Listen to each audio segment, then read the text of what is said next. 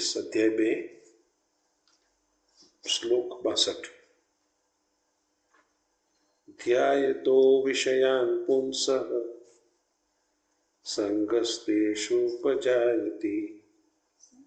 संगात् संजायते काम कामात् क्रोधोऽभिजायते क्रोधात् भवति सम्मोहः सम्मोहात् स्मृतिविभ्रमः स्मृतिभ्रंशात् बुद्धिनाशो बुद्धिनाशात् प्रणश्यति। ધ્યાન એટલે જે તે બિંદુ ઉપર આપણી ઉર્જા અને આપણો સમય જાય, એટલે ધ્યાનમાં તમને કેટલો સમય જતો રહ્યો એનો પણ ખ્યાલ ના રહે, અસ્ખલિત પ્રવાહ હોય, એ તારું ધ્યાન થયું કહેવાય. બરાબર છે? જો ધ્યાનમાં સમય રહી જાય, ખબર પડ્યા કરે, તો એ ધ્યાન નથી. એટલે તમે જ્યારે સાધના કરો છો ત્યારે સમયની ઉપર જતા રહેવું પડે, અને સમયની ઉપર જતા રહો એટલે કે તમને ખબર જ ના પડે કેટલો સમય જતો રહ્યો. બરાબર છે? ત્યારે તમારે માનવું જોઈએ કે તમે સાચે સાચ ધ્યાનમાં પ્રવેશ્યા હતા. સંસારિક વિષયોમાં તો સંસારિક વિષયોમાં આપણે વાત કરતા હોય નહીં, ખબર જ ના પડે, અડધો કલાક નીકળી ગયો. એ પણ એક પ્રકારનું એ જે તે વિષયનું વ્યક્તિની જોડે ધ્યાન છે.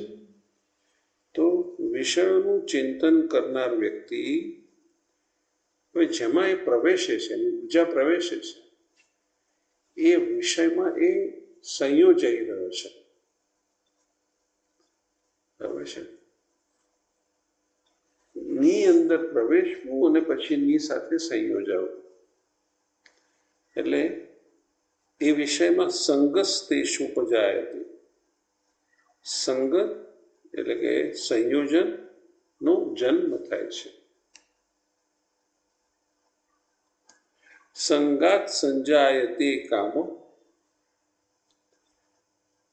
કામ એટલે ક્રિયા, એક પ્રકારની સંયોજન એક ક્રિયા છે, જેમાં આપણે કેમિસ્ટ્રીમાં સમજીએ તો most of the chemical reactions either they emit the energy in the form of a heat, એટલે કેમિકલ રિએક્શન આવે તો ગરમી ઉત્પન્ન થાય, અથવા તો કુલિંગ આવે. તો ઉર્જાની વધતી ઘટતી ઉર્જાઓ છૂટે અથવા તો એબ્સોર્બ થઈ જાય તો કુલિંગ થાય. તો એ જે છે એ કામ ઉર્જાનો એક્શન છે, એક્ટિવિટીઝ છે. કામાત ક્રોધોऽભિજાયતે એટલે ગરમી ઉત્પન્ન થઈ જાય છે. ગરમી ઉત્પન્ન થવાનું મારું જે સમજ છે એવી છે કે તમે જ્યારે કોઈ પણ વ્યક્તિ જોડે, વસ્તુ જોડે સંયોજાઓ તો તમે તમારાથી જો નાની વસ્તુઓ જોડે સંયોજાઓ છો તો ડેફિનેટલી તમે વધારાની ઉર્જાને છોડી દેવી પડે, એટલે ગુસ્સો આવે. આના ઉદાહરણ જ્યારે તમને ગુસ્સો આવવાનું શરૂ થાય ત્યારે તમે જોયો, તમે નાના વ્યક્તિ જોડે કામ કરતા હશો કે નાના વિષયમાં દાખલ થયેલા હશો, બધામાં ત્યાં જ તમારો ગુસ્સો ચાલશે. એ હીટ નીકળી રહી છે. કામાત ક્રોધોऽભિજાયતે. બરાબર છે? અને જેવા તમે ઉપરના લેવલ પર જાઓ, તમે માનો કે પરમાત્મા જોડે સંયોજાઓ છો, તો કુલિંગ થાય, કારણ કે એટલી બધી ઉર્જા જોઈએ કે અંદર એબ્ઝોર્બ થતી જાય, તો કુલિંગ થવા માંડે. ક્રોધાત ભવતિ सम्मोह. તો ક્રોધથી सम्मोह, અહીંયા ગુજરાતીમાં લખ્યું છે ક્રોધથી ઘણી મૂઢતા આવે છે. એટલે મોહનો અર્થ શું કરવો? મોહનો અર્થ એ થવો કે તમે તમારા અસ્તિત્વને તમે ભૂલી અને ની સાથે સંયોજાઓ છો. દાખલા તરીકે સોડિયમ અને ક્લોરાઇડ હોય તો ક્લોરિન છે એ વાયુ સ્વરૂપ ભયંકર એસિડિક, તમે એને સ્મેલ ન લઈ શકો, આખું બાળી કાઢે. અને સોડિયમ પાણીમાં ડૂબાડી રાખવું પડે, ધાતુ જેવું આમ ફોર્સેપ્સથી પકડી બહાર કાઢો તો એ ભડકો થઈ જાય, હવા જોડે તો સંયોજાઈ જાય, એટલું રિએક્ટિવ. હવે આ બે છેડાને ભેગા કઈ રીતે કરવા? સોડિયમ ક્યાં અને ક્લોરીન ક્યાં, અને બંનેને ભેગા કરીને મીઠું બનાવવાનું. એટલે કે છે કે બંને એલિમેન્ટે પોતાના અસ્તિત્વને ભૂલી જવું પડે, પછીથી એ પ્રેસિપિટેટ થઈ શકે છે, પછી નવું રૂપ ઉત્પન્ન થાય છે. બરાબર ને? તો ક્રોધાત ભવતિ સંમોહ, તમે તમારી જાતને છોડી રહ્યા છો અને જે નથી એ બનવા જઈ રહ્યા છો.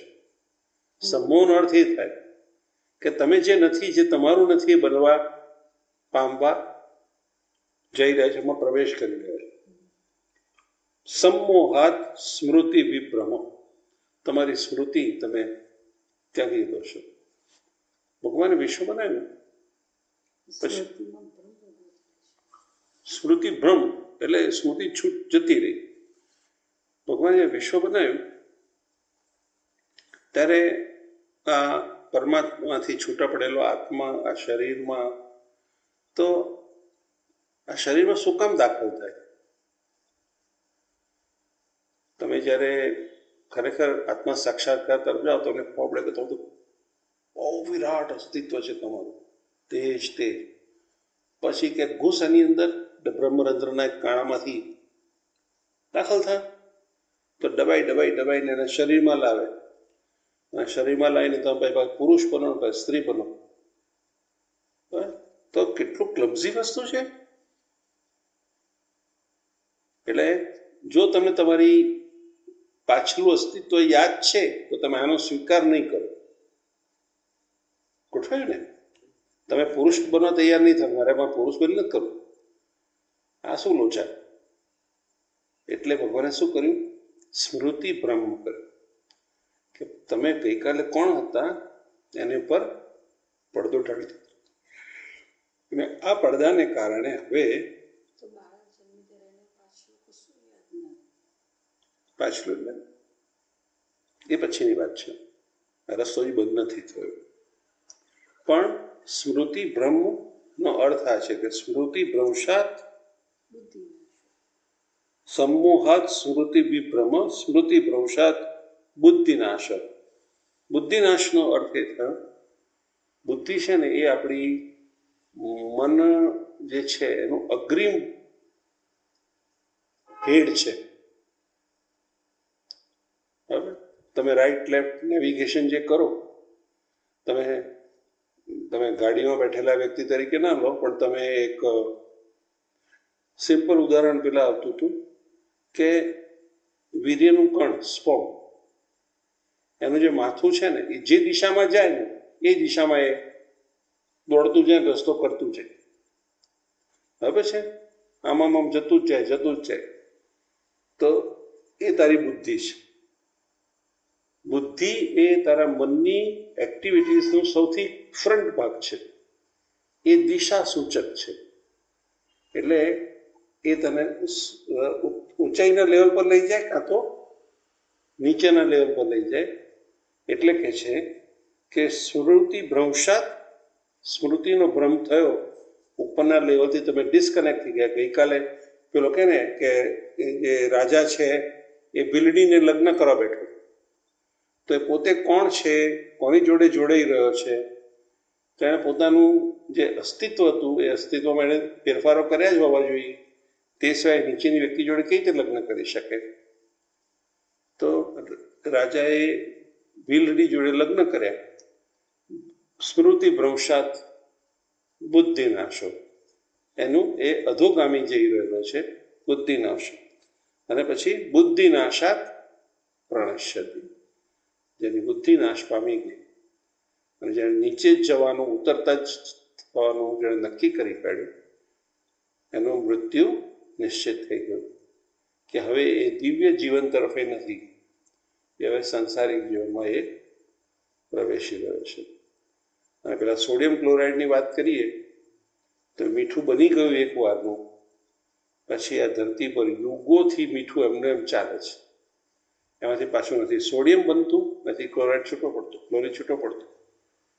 કેવી દુઃખની વાત છે, ખબર છે કે સોડિયમ ક્લોરાઇડમાંથી સોડિયમ છૂટું પાડવું એટલે અમે પ્રયોગમાં જતા હતા તો નાકે દમ આવી છે કેમિકલને ગોઠવતા, કે આટલું બધું મહેનત કરો ત્યારે બે છૂટા પડે. એક્ઝેક્ટલી એવું આપણે સંસારમાં, આપણે સંસારમાં આવી ગયા અને આપણે સંસારના જોડે સંયોજાઈ ગયા અને આપણી જાતને ભૂલી ગયા અને આપણી બુદ્ધિ નીચે જ જઈ રહી છે. એટલે તો આ મર્ત્ય લોક તમને પ્રિય છે, બરાબર છે, કે આપણે ટીવી લાવીએ અને ઘર બનાવીએ અને આ બધું ક્યારે કરવાનું ચાલુ થાય, સિવાય કે તમે આ નશ્વર જીવનને સ્વીકારી લીધું છે, આની અંદર રહેવાનું છે. તો કૃષ્ણ ભગવાન કહે છે કે ધ્યાન કરતા કરતા નીચે ઉતરાય છે. તો એ જ વસ્તુ ઊંધી કરશો ત્યારે સાધનામાં જશો ત્યારે ધ્યાન કરતા કરતા જ ઉપર જવાય છે. રાગ દ્વેષ વિયુક્તૈસ્તુ વિષયાનિન્દ્રિયેશ્વરન આત્મવશ્ય વિધેયાત્મા પ્રસાદમ અધિગચ્છતિ. બહુ સુંદર શબ્દ આવ્યો, એ આવ્યો પ્રસાદ. રાગ દ્વેષ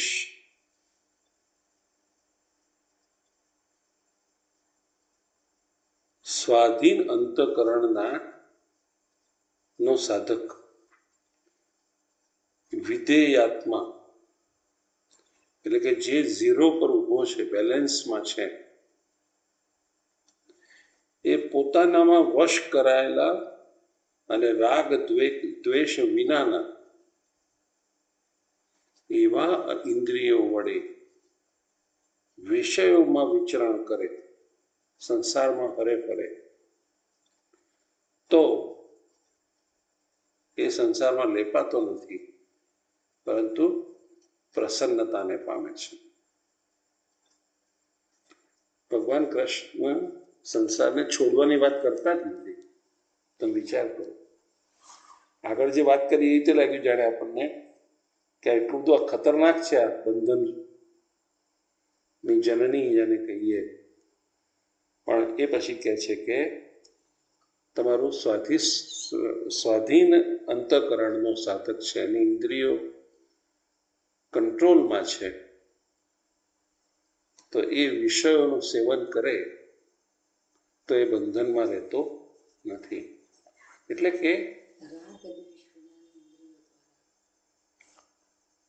એટલે પોતાનામાં વસ્તુ કેવી છે કે તમે નીચે ઉતરતા ગયા, પરંતુ જે તે વિષયો જોડે જે એટેચ થવાનું છે ને, એ રાગ શબ્દ છે. આગળ સંગ શબ્દ વાપર્યો, સંગથી તમે ની જોડે જોડાવા જઈ રહ્યા છો, સંગ આવશે. એટલે સંયોગ ને બધા શબ્દો ત્યાંથી બન્યા કે આપણા સંયોગ મળે કે આપણે ભેગા થયા, તો સંગ. અને બીજું જે આવ્યું, જે ફાઇનલ એટેચમેન્ટ આવ્યું રાગ. રાગ એનું વિપરીત થાય વિતરાગ. એનાથી ઉપરના લેવલ પર જાવ તો વૈરાગ્ય, એનાથી ઉપર જાવ તો સંન્યાસ. રિટર્ન જર્નીમાં આપણે સંસાર તરફ જઈ રહ્યા છીએ તો રાગ આવે, ની સાથે જોડાવું. મીઠાઈ લેવી તો મોઢામાં લાળ ના આવતી હોય તો તમે મીઠાઈ કઈ રીતે લેશો? તો એ લાળ આવવી એ રાગ છે. સરસ કપડું જોઈને એમ થાય કે હા જ કેવું સરસ છે, આ રાગ છે, માટે હવે તું ખરીદી શકીશ, નહીં તો તું ખરીદે જ નહીં. તો ભગવાન કહે છે કે આ રીતે તમે સંસારમાં જોડાઓ છો.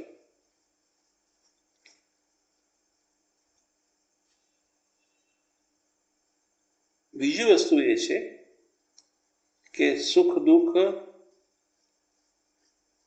એ મેં તો બહુ લખી કાઢ્યું છે, એ સ્વાધિષ્ઠાનનો ભાગ છે. કર્મનું કર્મ ફળ મળે અંદર લખાયેલું નથી, તો એ અને રાગ દ્વેષ, દ્વેષ એટલે થી દૂર જવું, હેટ કરવું, તરછોડવું. એટલે આ કેવું છે કે આના પર રજનીશ બહુ બોલતા હતા કે તમે સાયકલ નવી નવી શીખતા હો, રસ્તામાં પથ્થર પડ્યો હોય, તમને એમ થાય કે નહીં નહીં નહીં ત્યાં નથી જવું, નથી જવું, નથી જવાનું, અને આપણી સાયકલ ત્યાંની ત્યાં જ જતી હોય અને ત્યાં અથડાતી હોય, પાછ પડતા હોઈએ. અનુભવ થયો હશે પહેલાં બચપણમાં. તો તમે જેને હેટ કરો છો, નહીં નહીં નહીં કરો છો, એ વસ્તુ જોડે તમે બંધાઈ ગયેલા છો, અનુસંધાન થઈ ગયેલું છે. તો રાગથી તો અનુસંધાન થાય છે, દ્વેષથી પણ થાય છે. થી દૂર જવું કે થી ની નજીક જવું, આ બંને ફિનોમિનન જુદી જુદી છે, એકબીજાની પાસે જવું ને દૂર જવાની વાત છે. પણ રાગ અને દ્વેષ બંને બાંધે છે જે તે વિષયને, અને એ બધાની વચ્ચે જે સમ્યક છે, જે બેલેન્સમાં છે, જે આગળ જે વાત કરી સાંખ્ય યોગના, એ વ્યક્તિ સ્વાધીન અંતઃકરણ વાળો વ્યક્તિ એ સંસારમાં બધું જ લે, ચીખણ ખાય તો પણ એ નિર્લેપ હોય છે, બધું જ નિર્લેપ હોય છે.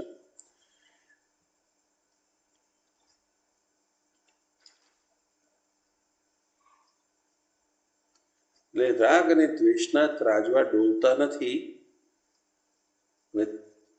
જો ડોલે છે, તમે એક્ઝેક્ટ એ શૂન્ય પર ઊભા નથી, તો ભગવત કૃપા તારા માથે અવતરતી નથી.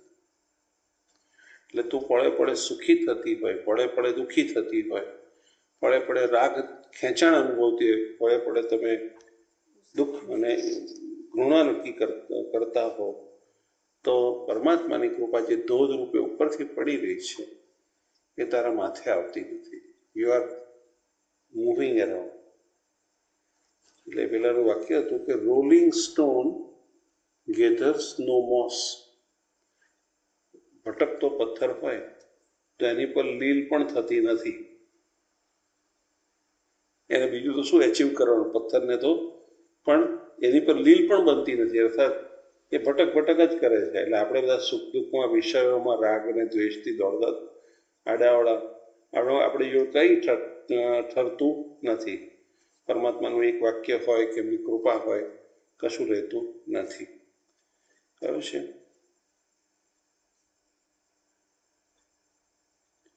અને જે પણ ભગવત કૃપા અવતરશે ત્યારે શું થશે? અંદરથી તમારી બુદ્ધિ સ્થિર થશે. You will be at a zero level. હવે છે અર્જુને જે રીતે તાક્યું હતું એ પણ કે હવે તમે મારી સામે છો, ભગવાનને તમે કહી શકશો, અને હું તમારી તરફ આવી રહ્યો. અત્યારે સંસાર તરફ જતો હતો, હવે હું તમારી તરફ આવું છું. એટલે એ સંજોગો જે છે એ પળ, એ ભલે થોડાક સેકન્ડ માટે હોય. અત્યારે શરૂમાં તમે છે ને, જ્યાં સુધી આપણે સંસારના કામ છે, ઘણા બધા કાર્યો બાકી છે, તો કે એટલું મોટું ન થાય, પણ એક ક્ષણ માટે તો થાય. તો એવી કૃપા તમારા હૃદયમાં દાખલ થાય છે, ત્યાં તમને બુદ્ધિ પ્રકાશ ઉત્પન્ન થવા લાગે છે. આ અનુભવવા જેવું છે. તમે અનુભવતા હશો કે અચાનક તમને એવું લાગે પ્રકાશ વિષયમાં, બરાબર છે. આ આઈન્સ્ટાઈનનું E=mc², આ સિદ્ધાંત છે એ એમણે જ્યારે કન્સીવ કર્યો હશે તો કેવી રીતે કર્યો હશે કે પેલા બ્લેકબોર્ડ પર લખતા નથી કર્યો. એ એવી પરિસ્થિતિ પહોંચે જ્યારે શૂન્ય થવા માંડે, ત્યારે વૈશ્વિક ચેતના એને જવાબ આપે કે આમ મારું આમ છે તો કારણ કે ન્યૂટનને પેલું સફરજન પડ્યું અને ગુરુત્વાકર્ષણ શોધ્યું, તો સફરજન તો રોજ પડે છે, એક દાડો ઓછું પડ્યું હતું, કદી એને યાદ નથી આવ્યું. પણ એ ઘડી પણ શું હતી? એ ઘડી પડે એ શૂન્યમાં ઊભો હતો, સ્વસ્થ હતો, અને ત્યાં પડતું જોયું તેમ થયું કે કેમ પડ્યું? એમાંથી એને જવાબ મળવા માંડ્યો. ધબ આખું ગુરુત્વાકર્ષણ ચેપ્ટર બનવા માંડ્યું. એટલે પ્રસાદનું પહેલી નિશાની છે તમારી બુદ્ધિનું બદલાવાની છે.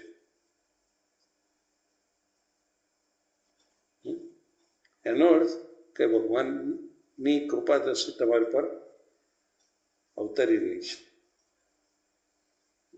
એક બુદ્ધિ આવે, પ્રકાશ આવે, અને જેવું પ્રકાશ આવે ને તમને સ્થિતિ ચોખ્ખી દેખાવા લાગે. તમે આ રૂમમાં અંધારું હતો ને ચાંદ પ્રકાશ થયો તો શું થાય કે બધી વસ્તુ ક્લેરિટીમાં તમે જોઈ શકો.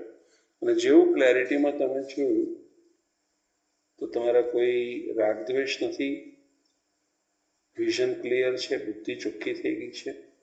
બરાબર?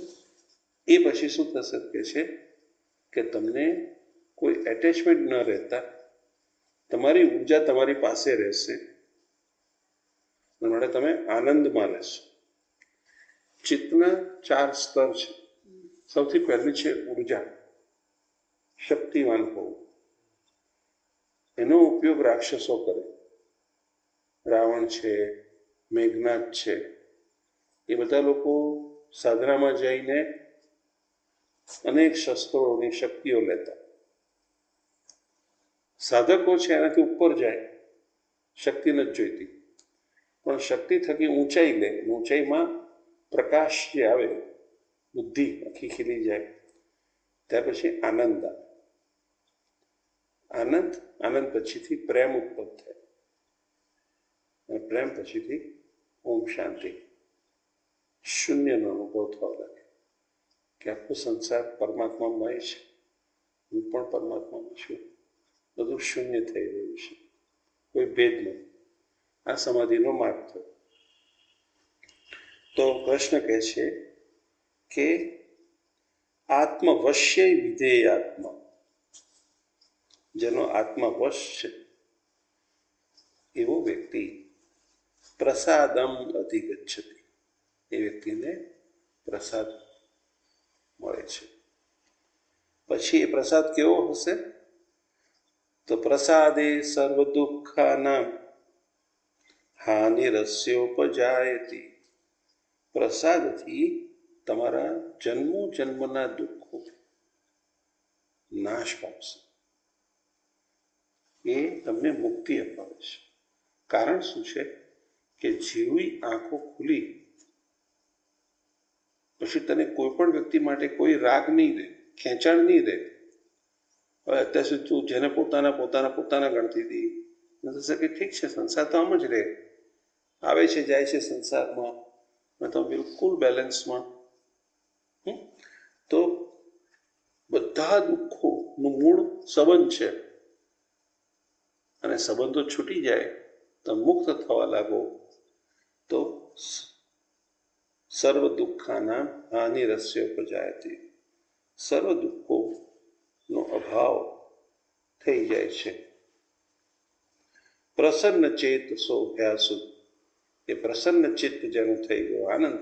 તમને આનંદ અને ખુશીનો તફાવત કહું તમને. ખુશી એટલે જેમાં કોઈક કારણ છે.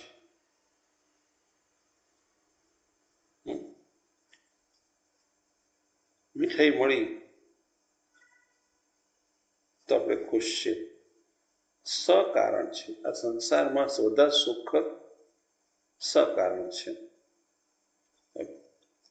એટલે સકારણનો અર્થ લઈએ કે કોઈક વસ્તુ સામી હશે એના થકી તમે ખુશ થાવ છો. આનંદ વસ્તુ છે કે જેમાં બાહ્ય જગત જોડે કોઈ એને સંબંધ નથી. એ ભીતરથી એટલો આનંદ, એ શક્તિ ઉછળે છે કે બાળક છે જન્મેલું, આપણે રમકડા આપીએ ત્યારે રમકડા તરફ જતો થાય છે, બાકી તો એ સૂતો સૂતો કિકિયારી કરતો, હસતો રમતો, હાથ પગ હલાવતો બાળક છે. એ આનંદનો પીરિયડ છે. બાળકને તમે જુઓ તો એ ઉપર સહસ્ત્રાથી નીચે ઉતરે છે બાળક, તો પહેલા પ્રેમ શૂન્ય, એટલે બાળક ઊંઘ્યા જ કરે, 18 કલાક ઊંઘ્યા કરે. પછીથી પ્રેમમય, એટલે એને કોઈ જોડે ભય જ ન હોય. અગ્નિનો કોલસો સળગતો પણ પકડવા જાય, સાપને પકડવા જાય, બધું એનું બધું સરખું પ્રેમમય. બરાબર છે. પછી આપણે ટોકો પડે કરા ન કરાય, પછી સમજતો થાય. જેવું તમે ના પાડી, નહીં નહીં, માટીમાં નહીં જવાનું, નહીં, એ નહીં નહીં નહીં કરો, એટલે એ જેને તમે કહો કે અદ્વૈત ભાવ જે હતું, બધા એક છીએ, એ અદ્વૈત ભાવમાંથી છૂટીને એ દ્વૈત ભાવમાં આવી જાય છે કે આ હું છું, આ પેલું વસ્તુ જુદી છે, તો દ્વૈત આવે. પહેલા બાળક બધાની જોડે જતો હોય, તમે તેડવા આપો તો કસ્તૂરબા પેલા પાસે જાય, અને 6 જ મહિના પછીથી એ જવા તૈયાર ન થાય, જો આપ્યો તો રડવાનું ચાલુ કરી દે, તો એ દ્વૈતમાં આવી ગયો. બરોબર. તો પ્રસાદે સર્વ દુઃખાનામ હાનિરસ્યોપજાયતે પ્રસન્ન ચેતસો હ્યાસુ. જેનું ચેતના પ્રસન્ન છે, ફૂલની જેમ ખુલેલું છે જીવન, જેનું વૃક્ષોમાં આ ફૂલો છે, તે ફૂલો એ તરોતાજા આનંદમય લાગે તમને, જાણે હસતા હોય. એને કોઈ અપેક્ષા નથી કે કોઈ એનું વખાણ કરે કે કોઈ એની સામે જોવે. જંગલમાં ઉગતા ફૂલો કદી પણ અપેક્ષા નહીં રાખતા હોય કે મને કોઈ વખાણ કરે, હા આવું સુંદર એમ. તો આંતરિક રીતે પ્રકૃતિ જે ખુલે છે એમાં આનંદ ઉત્પન્ન થતો હોય, પોતાના અંદરથી આવતો. અને જે આપણે જે વાત કરી સુખ કે ખુશી, એ વસ્તુ બહારથી આપણને મળે છે, આપણે ઈચ્છ્યું હતું ને મળી, એ ખુશી જુદી વસ્તુ છે, એ સામાન્ય વસ્તુ છે. તો પ્રસન્ન ચેતસો હ્યાસુ, એ વ્યક્તિની બુદ્ધિ વધારે ઊંચાઈ પર સ્થિર થવા લાગે છે, કારણ કે એને સંસારમાંથી કોઈ આનંદ મેળવવાનું રહેતું નથી. એને પોતાના અંતરાત્માથી એક આનંદ ઉત્પન્ન થવા લાગે છે, પરમાત્માની કૃપા દેખાવા માંડે છે, અને એ ઉચ્ચ ભૂમિકા, પડદા પાછળ શું બની રહ્યું છે તમે જોતા થઈ જાઓ છો. પછી નાસ્તિ બુદ્ધિર્યુક્તસ્ય. આ શ્લોક બહુ ડિબેટેબલ છે, દરેકના અલગ અલગ અર્થો કરે છે. નાસ્તિ બુદ્ધિર્યુક્તસ્ય નચા યુક્તસ્ય ભાવના નચા ભાવયત શાંતિ અશાંતસ્ય કુત સુખમ. આના પછીનો શ્લોક આવશે. જેની બુદ્ધિ યુક્ત નથી, જેની બુદ્ધિ પરમાત્મા જોડે જોડાયેલી નથી, ઉચ્ચ ભૂમિકામાં જોડી ગયેલી હોય, તે એની ભાવના પણ કોઈ ઉચ્ચ ભૂમિકા જોડે જોડાઈ નથી. આપણી ભાવનાઓ કેવી હોય છે? દરેક વસ્તુ, વિષય, અલગ અલગ બિંદુઓ ઉપર આપણા અહીંયા હસ્યા, અહીંયા રડ્યા, અહીંયા હસ્યા, અહીંયા રડ્યા, અહીંયા ગુસ્સે થયા, પેલા જોડે હસ્યા, એક ક્ષણમાં તો આમ. એટલે પેલા વર્ણન કરો તમે કે તમે પાર્ટીમાં છો, હવે છે 500 માણસે તમે બોલાયા છે, તો દરેક વ્યક્તિ જોડે તમે અલગ ભાવથી વાત કરી રહ્યા છો. હવે છે અરે આવો આવો આવો, અંદર થાય તમને ક્યાં બોલાયા હતા, તમે આવ્યા છો, 4 જણા બોલાયા છો, આટલા બધા ખાવા આવી ગયા, હજારો ભાવ. એટલે ભાવ બદલાતા જાય છે. એટલે સંસારના ભાવ અસ્થિર, ટેમ્પરરી, આવા જવાના સ્વભાવવાળા, અને અંતે તમારી પાસે કશું નથી હોતું.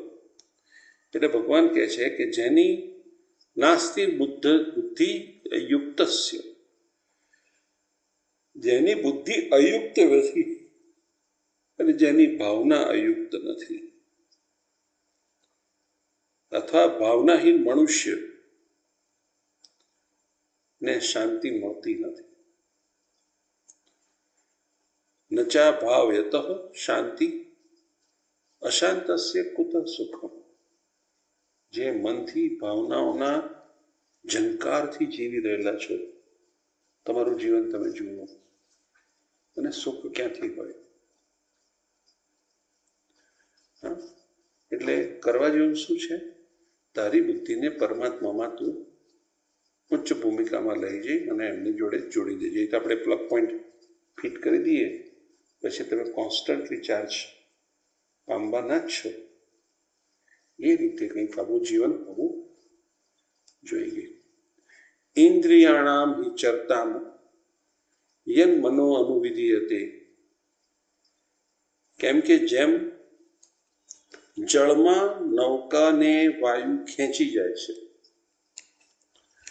તદસ્ય હરતી પ્રજ્ઞાનો વાયુર્નાવમિવાંપસી.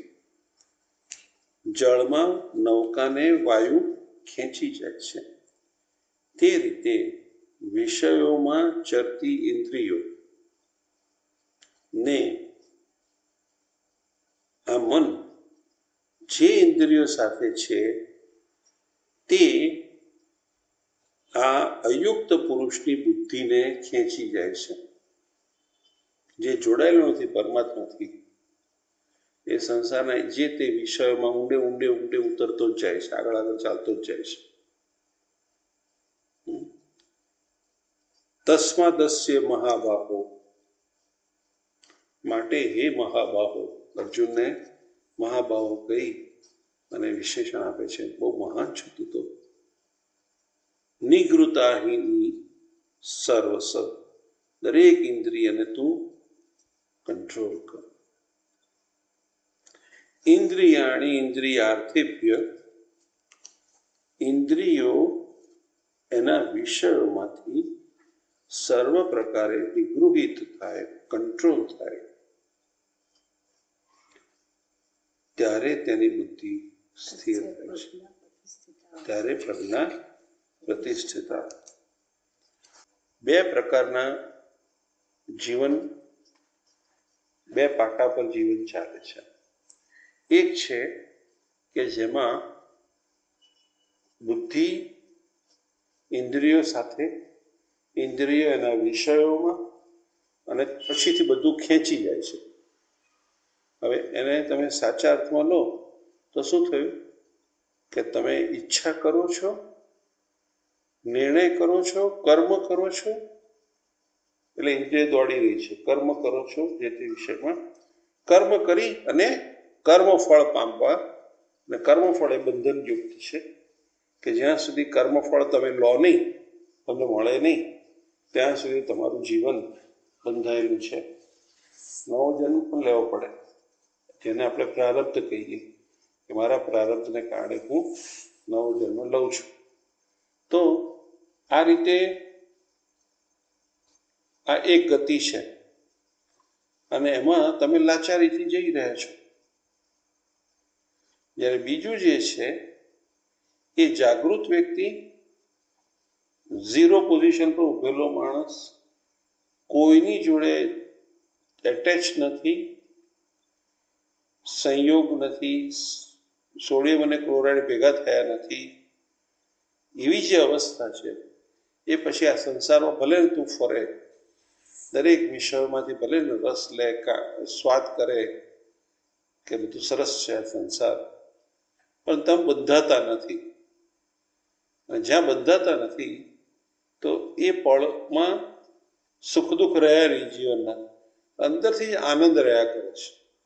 તારે કોઈની જરૂર નથી, અંદરથી આનંદ રહે છે. અને એ પ્રસાદની સ્થિતિ છે. એટલે એક લૂપિંગ છે કે જ્યારે તારામાં પ્રસાદનો અનુભવ થાય, ભગવાન મારી પર સતત વરસી રહ્યા છે, સંસારિક રીતે ઓછું પરંતુ હૃદયમાં ખૂબ આનંદ છે, હસો છો તમે, બરાબર છે? તો એનાથી તમારી બુદ્ધિ પરમાત્મામાં સ્થિર થવા લાગે છે. જેવા ઉપર સ્થિર થાવ છે સંસાર વધારે છૂટે છે. તો આ રીતે ઉર્ધ્વગમનની યાત્રા શરૂ થાય છે.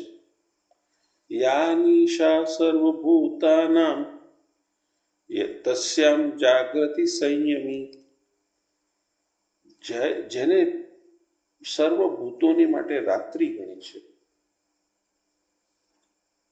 રાત્રિનો અર્થ છે બધા નશામાં છે, જ્ઞાનમાં છે, ખબર જ નથી કે તમે જીવન કઈ તરફ જઈ રહ્યું છે. તો સર્વભૂતાના સર્વ પ્રાણીઓ માટે જે રાત્રિ સમાન છે, એમાં આ સંયમી વ્યક્તિ જાગેલો છે, એ જાગી જાય છે. એટલે સંસારમાં રહે છે પરંતુ એ જાગૃત છે. યસ્યામ જાગૃતિ ભૂતાની, જેમાં ભૂતો જાગે છે એટલે કે સવાર પડે છે. સાની સા પશ્યતો મુનિ, એને તો જાગૃત થયેલા લોકો, સાધક લોકો, એ તો બધા લોકોને રાત્રિમાં સૂતેલા માણસ જેવા જ દેખાય છે. ભલે દિવસમાં આપણે દોડધામ કરતા હોઈએ, પણ જે ઉચ્ચ કક્ષાના છે એ બધા તમને તો ઊંઘેલા જ જોવે છે. સંસારમાં સુખ દુઃખની થાપટ ખાતી તમારી નૌકા આજે હસ્યા કાલે રડ્યા અનંત કાળ સુધી મંગોળાઈ રહી છે સંસારમાં. એટલે પેલા લોકો એ તે જોવે છે કે તમે સુખ દુઃખ ખાતા અનુભવતા આગળ જઈ રહ્યા છો, ઊંઘો જ છો, અને એ પોતે ઉર્ધ્વગમનની પ્રક્રિયામાં દાખલ થઈ ગયેલા છે. હવે કૃષ્ણ શું કહે છે કે એ જે અવસ્થા છે એ અવસ્થાને વધારે હાઇલાઇટ કરવા માટે કહે છે, અપૂર્યમાણમ અચલમ પ્રતિષ્ઠમ સમુદ્રમાપ પ્રવિશન્તિ યદ્વત તદ્વત કામા યમ પ્રવિશન્તિ સર્વે સશાંતિમાપ્નોતિ ન કામ કામી. જે પ્રમાણે પાણી બધી બાજુથી ભરપૂર અચળ પ્રતિષ્ઠાવાળા સમુદ્રમાં સમાઈ જાય છે, તે જ પ્રમાણે આ સર્વ ભોગો તે સ્થિતપ્રજ્ઞ વ્યક્તિમાં સમાઈ જાય છે, અને તે પુરુષને પરમ શાંતિ આપે છે. કારણ કે શરીર છે એટલે ભૂખ લાગે એટલે સ્વાદ હોય, આ હોય, તે હોય, બધું ચાલે, પરંતુ એ બધામાંથી છૂટો પડી ગયેલો જીવ છે. એટલે પેલી જરૂરતે છે પણ હું છૂટો છું, માટે એમાં કોઈ લોભ કે લાભ નથી, એમાં કોઈ રાગ કે દ્વેષ નથી, માટે પરમ શાંતિને પામું છું. અને ભોગ ભોગવનારો, ભોગ ઈચ્છનારો વ્યક્તિ પરમ શાંતિને પામતો નથી. મેં વાત કરી કે પહેલી ઈચ્છાથી કર્મ, કર્મથી કર્મફળ, સુખ દુઃખ, અને પછી એના માટે દોડવું, પ્રારબ્ધ બનવું, એ એક લાઈન છે. તો જેને એ વસ્તુ નથી, એ અટકી ગયેલો છે, છૂટો ઉભેલો છે, છતાં એ મીઠાઈ ખાઈ રહ્યો છે, ભજીયા ખાઈ રહ્યો છે, પણ એને કંઈ ફરક બહુ અંદર છે નહીં. વિહાય કામાન સર્વાન પુંમાંશ્ચરતિ નિઃસ્પૃહ નિર્મમ નિરહંકાર સશાંતિમ અધિગચ્છતિ. છેલ્લા બે શ્લોક જ રહ્યા છે. જે પુરુષ સઘળી કામનાઓને છોડીને મમતા વિનાનો, એટલે કે રાગ વિના, નિરહંકાર, અહંકાર વિનાનો. અહંકાર હોય તો જ કર્તૃત્વનો ભાવ આવે, કરવાનો ભાવ થાય. અહંકાર હોય તો, અને તો કર્મ થાય, તો કર્મ ફળથી બંધનો આવે. એટલે કૃષ્ણ શું કહે છે? વિહાય એટલે જેને છૂટી ગયા, કામાન કામનાઓ છૂટી ગઈ, સર્વાન બધી કામનાઓ જેને છૂટી ગઈ છે. પુંમાંશ્ચરતી નિસ્પૃહ, એ પુરુષ એ નિસ્પૃહ થઈને ફરી રહ્યો છે આ સંસારમાં. નિર્મમઃ નિરંકાર સશાંતિમ અધિગચ્છતિ, એ બિલકુલ શાંત થઈને ચાલે છે. અહીંયા હું એક નાની સ્ટોરી કહું છું. 36 ચેમ્બર શાઓલિન પિક્ચર જોવા જેવું પિક્ચર છે. એમાં ગુરુકુળની હત્યા થઈ જાય છે, અને આજે એક શિષ્ય છે જે બિલકુલ ગભરું, ડરતો ભાગે છે જંગલમાં.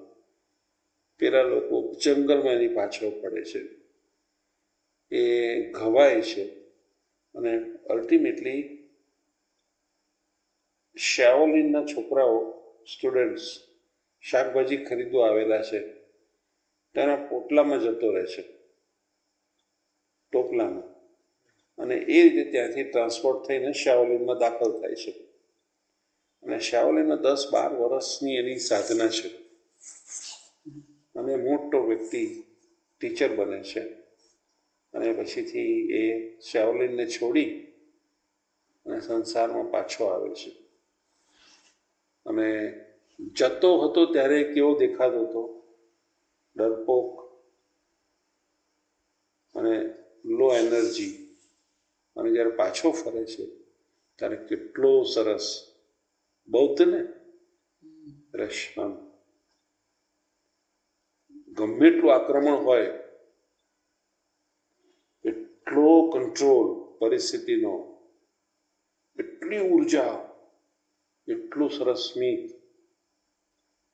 એ જે છે ને, આ કૃષ્ણ એની વાત કરે છે કે વિહાય કામાન સર્વાન, પોતાની કોઈ કામ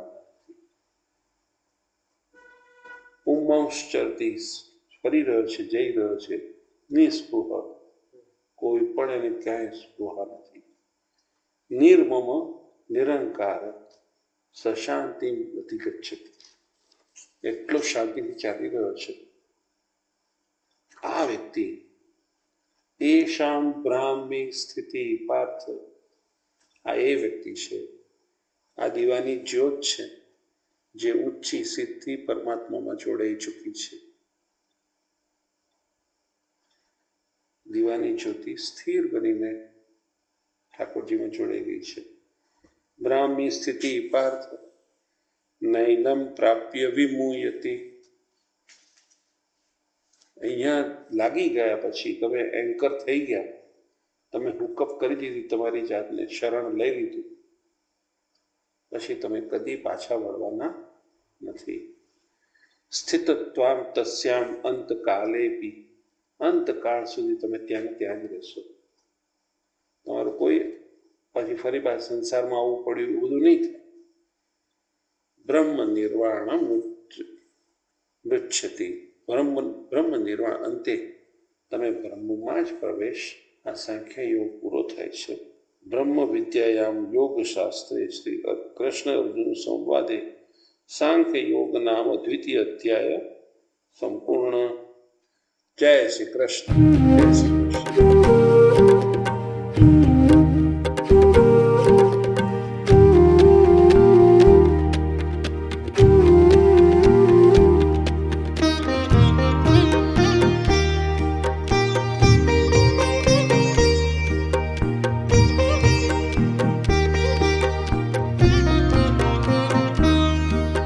हमको किसी से प्यार हुआ है, प्यार हुआ है कैसे, नई जो बनने लगी है, ऐसे वैसे कैसे। हमको किसी से प्यार हुआ है, प्यार